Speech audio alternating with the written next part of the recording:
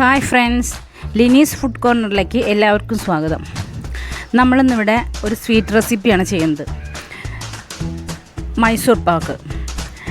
ഞാനിവിടെ ഒരു ഇത്ര അളവ് അങ്ങനെയൊന്നും ഞാൻ കണക്കാക്കിയിട്ടല്ല ചെയ്തതാണത്. എൻ്റെ ഒരു ഐഡിയയിൽ ഞാൻ എല്ലാ ഇൻഗ്രീഡിയൻസും എടുത്ത് ഒന്ന് ചെയ്ത രീതിയാണ് ഞാനിവിടെ ഇവിടെ കാണിക്കുന്നത്. പക്ഷേ ഉണ്ടാക്കി വന്നപ്പം നല്ല സൂപ്പറായിട്ട് കിട്ടിയിട്ടുണ്ട്. അത് ഞാൻ എങ്ങനെയാണെന്ന് ഞാൻ പറഞ്ഞുതരാം. നമ്മൾ ഏത് റെസിപ്പി ചെയ്യുമ്പോഴും നമ്മൾ പേടിച്ചൊന്നും ചെയ്യരുത്. അതിന് ടെൻഷനൊന്നും വേണ്ട. നമ്മൾ ആവുന്നതും നമ്മൾ ആ വരുന്ന സമയത്ത് എന്ത് സംഭവിക്കുന്നോ അതേ രീതിയിലേക്ക് ശരിയാക്കി എടുക്കാം എന്നുള്ളൊരു മൈൻഡോടുകൂടി നമ്മൾ ചെയ്ത് കഴിഞ്ഞാൽ എന്തായാലും ഉറപ്പായിട്ടും ശരിയായി കിട്ടും. ഇനി നമുക്ക് തുടങ്ങാം.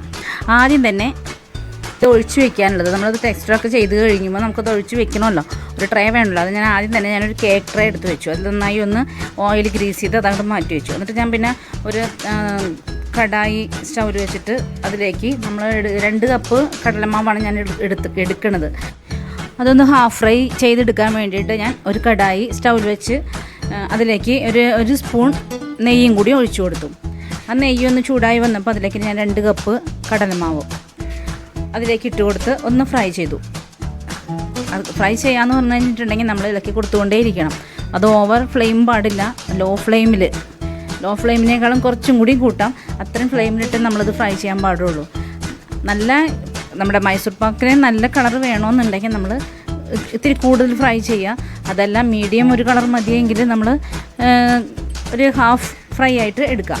അത് ഞാനിവിടെ ഫ്രൈ ചെയ്ത് കഴിഞ്ഞത് നന്നായി അരിച്ച് ഞാനൊരു ബൗളിലേക്ക് ഇട്ട് വെച്ചിട്ടുണ്ട്. അപ്പോൾ ഇതിന് ഞാൻ എടുത്തേക്കണത് 2 കപ്പ് കടലമാവിന് ഞാൻ എടുത്തിരിക്കുന്നത് 2 കപ്പ് നെയ്യാണ്. 2 കപ്പ് നെയ്യ് എന്ന് പറഞ്ഞാൽ 1 കപ്പ് നെയ്യും 1 കപ്പ് സൺഫ്ലവർ ഓയിലും.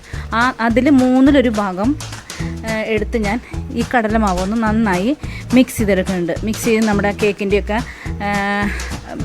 ഇതിൻ്റെ പരുവത്തിന് ഒന്ന് മിക്സ് ചെയ്തെടുക്കുക. കട്ട കെട്ടാതെ ഒന്ന് മിക്സ് ചെയ്തെടുത്ത് അതങ്ങ് ഞാൻ മാറ്റി വെച്ചു.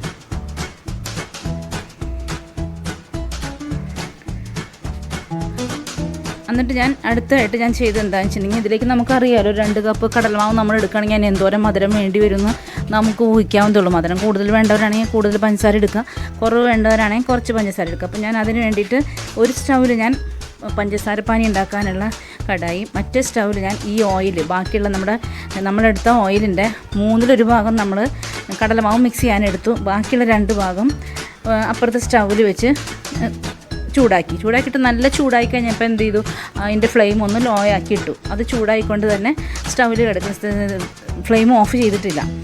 ആ സമയം ഞാനിവിടെ 2 കപ്പ് പഞ്ചസാര ഈ കടായിലിട്ട് ഒരു കപ്പ് വെള്ളം കൂടി ഒഴിച്ച് ഒന്ന് മെൽറ്റാക്കിയെടുത്തു. അത് നന്നായി ഒന്ന് മെൽറ്റായി കഴിഞ്ഞപ്പം പിന്നെ ഒരു 3-4 മിനിറ്റ് കൂടി ഒന്ന് തിളപ്പിക്കാൻ വെച്ചു.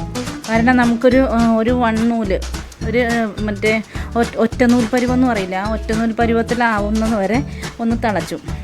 അത് ഒരു 2-3 മിനിറ്റ് തിളക്കേണ്ടി വന്നോളൂ. അപ്പോഴേക്കും നമ്മളൊന്ന് കൈ കൊണ്ട് നമുക്കിങ്ങനെ എടുത്തു നോക്കി അറിയാൻ പറ്റും അത് എന്താ പരുവെന്നറിയാം. അങ്ങനെ നമ്മൾ കൈ കൊണ്ട് ഞാൻ ഇതുപോലെ ഒന്ന് ചെയ്ത് നോക്കിയപ്പോൾ ശരിക്കും നമുക്കറിയാം ഒറ്റനൂൽ പരുവായിട്ട് വന്നിട്ടുണ്ട്. അപ്പോൾ എന്ത് ചെയ്തു, അതിലേക്ക് ഞാൻ നമ്മൾ കലക്കി വെച്ചിരിക്കുന്ന കടലമാവ്, നെയ്യിൽ കലക്കി വെച്ചിരിക്കുന്ന കടലമാവ് ഇതിലേക്ക് ഒഴിച്ചു കൊടുത്തു. ഇത് ഒഴിച്ചു കൊടുത്തുകൊണ്ടിരിക്കുമ്പോൾ തന്നെ നമ്മൾ ഇളക്കി കൊടുത്തുകൊണ്ടിരിക്കണം. നന്നായി ഒന്ന് ഇളക്കി ആ പഞ്ചസാരപ്പാനി കടലമാവും കൂടി നന്നായി ഒന്ന് മിക്സാക്കിയെടുത്ത് അതൊന്ന് തിളച്ച്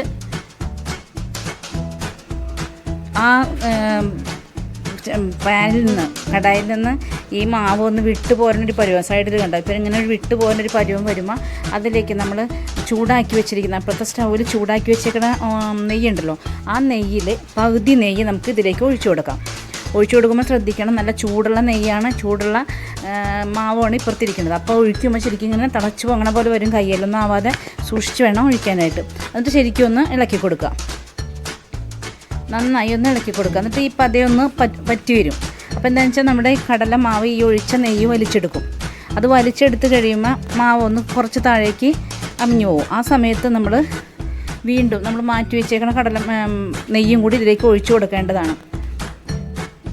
അപ്പോൾ ഇത് നന്നായി ഒന്ന് ഇളക്കി അടിയിലൊക്കെ ഒന്ന് ഒട്ടിപ്പിടിക്കാത്ത രീതിയിൽ ഇളക്കി എടുക്കുക. ഈ സമയമൊക്കെ നമ്മൾ ഫ്ലെയിം ലോയിൽ തന്നെ ആയിരിക്കണം കേട്ടോ. നമ്മൾ ഫ്ലെയിം ഒരിക്കലും കൂട്ടിയിടരുത്. ഇപ്പോൾ നമ്മൾ ഒഴിച്ചു കൊടുത്ത നെയ്യ് കടലമാവ് വലിച്ചെടുത്ത് കഴിഞ്ഞിട്ടുണ്ട്. ഇനിയിപ്പോൾ നമുക്ക് ബാക്കിയുള്ള നെയ്യും കൂടി ഇതിലേക്ക് ഒഴിച്ചു കൊടുക്കാം. ഓരോ പ്രാവശ്യം ഒഴിക്കുമ്പോൾ ശ്രദ്ധിച്ച് വേണം, അത് തിളച്ച് പൊങ്ങാൻ സാധ്യതയുണ്ട്. കുറച്ചൊക്കെ ഇട്ട് ഉണ്ടാക്കണമുള്ളെങ്കിൽ കുഴപ്പമില്ല. ഇത് ഞാൻ 2 കപ്പ് മാവ് എടുത്തുകൊണ്ടാണ് ഇതുപോലെ നിറഞ്ഞിരിക്കുന്നത്. അതല്ലെങ്കിൽ വലിയ കടായി ആയിരിക്കണം, അല്ലെങ്കിൽ അടിക്കട്ടിയുള്ള നല്ലൊരു വലിയ ചീനച്ചട്ടി ആയാലും മതി. ഇപ്പോൾ നോൺ സ്റ്റിക്കിൻ്റെ പാത്രമൊക്കെ ആകുമ്പോൾ നമുക്ക് എളുപ്പമായിട്ട് ചെയ്തെടുക്കാൻ പറ്റും. ഇപ്പോൾ കടായിയുടെ സൈഡിൽ നിന്നൊക്കെ വിട്ടു പോകാൻ തുടങ്ങിയിട്ടുണ്ട്. സൈഡിലൊക്കെ എണ്ണ തെളിയാൻ തുടങ്ങി. ഇതിപ്പോൾ കറക്റ്റ് ആയി കഴിഞ്ഞ് ഇനി നമുക്കതൊരു ട്രൈയിലേക്ക് ഒഴിക്കാം. നമ്മൾ ആദ്യമേ ഗ്രീസ് ചെയ്ത് വെച്ചാണ്, ഓയിൽ ഗ്രീസ് ചെയ്ത് വെച്ചാണ് ട്രൈയിലേക്ക് ഒന്ന് ഒഴിച്ചു കൊടുക്കുക. അത് ഒഴിച്ചു കൊടുത്തു കഴിഞ്ഞിട്ടുണ്ടെങ്കിൽ നമുക്കൊന്ന് കേക്കൊക്കെ ടാപ്പ് ചെയ്യണ പോലെ, കേക്ക് ട്രൈയിലൊക്കെ നമ്മളിത് ഒഴിച്ച് കഴിയുമ്പോൾ കേക്കിന് ടാപ്പ് ചെയ്ത് കൊടുക്കുക. അതുപോലെ ടാപ്പ് ചെയ്യാം. ഇത് ടാപ്പ് ചെയ്തതിന് മുന്നേ ഇതിൻ്റെ മേലെ കുറച്ച് കാഷ്യൂസും ബദാമും കൂടി ചെറുതാക്കി അരിഞ്ഞ് നമുക്ക് ഇട്ട് കൊടുക്കാം. ഇത് ടാപ്പ് ചെയ്ത് കൊടുത്തില്ലെങ്കിലും കുഴപ്പമില്ല. കാരണം എന്താ വെച്ചാൽ നമ്മുടെ മൈസൂർ പാക്ക് ഒരു ബബിൾസൊക്കെ കണ്ടിട്ടില്ലേ, നമ്മൾ പൊട്ടിക്കുമ്പോൾ അതിനുള്ളിൽ ഒരു ബബിൾസ്, അങ്ങനെയൊക്കെ ഒത്തിരി ഉള്ളത് കുഴപ്പമില്ലെങ്കിൽ പ്രശ്നമില്ല. നമ്മളങ്ങനെ ചെയ്യേണ്ട ആവശ്യമില്ല. ഞാൻ അങ്ങനെയല്ല, ഒന്നും ഒതുങ്ങിയിരിക്കുന്ന രീതിയിൽ, ഈ ബബിൾസ് ഒത്തിരി കുറഞ്ഞിരിക്കുന്ന രീതിയിൽ ചെയ്യാൻ വേണ്ടിയാണ് ഞാനത് ടാപ്പ് ചെയ്ത് കൊടുത്തേക്കണേ.